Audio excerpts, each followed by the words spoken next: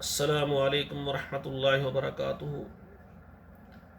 کتاب و حکمت یوٹیوب چینل پر آج آپ کے سامنے یہ قرآن مجید کا 16واں پارہ ہے، سورہ مریم، اور آیت نمبر 91 سے لے کر 95 تک یہ 5 آیات پہلے تلاوت سنیں، پھر ان کا ترجمہ عرض کروں گا۔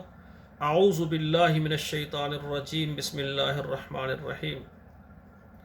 ان دعوا للرحمن ولدا وما ينبغي للرحمن ان يتخذ ولدا ان كل من في السماوات والارض الا آتي الرحمن عبدا لقد احصاهم وعدهم عدا وكلهم آتيه يوم القيامة فردا۔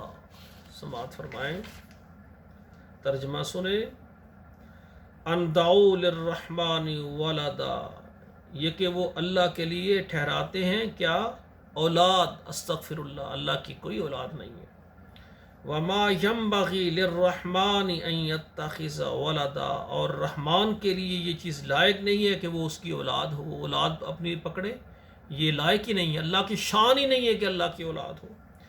ان کل من فی السماوات والارض، اور جو کچھ ہے آسمانوں میں اور زمین میں، الا آتی الرحمن عبدا، یہ رحمان کے سامنے آئے گا تو بندہ بن کر آئے گا۔ لقد احصاہم، تحقیق اس نے اس کو شمار کیا ہوا ہے، اللہ کی وہ شمار میں ہے۔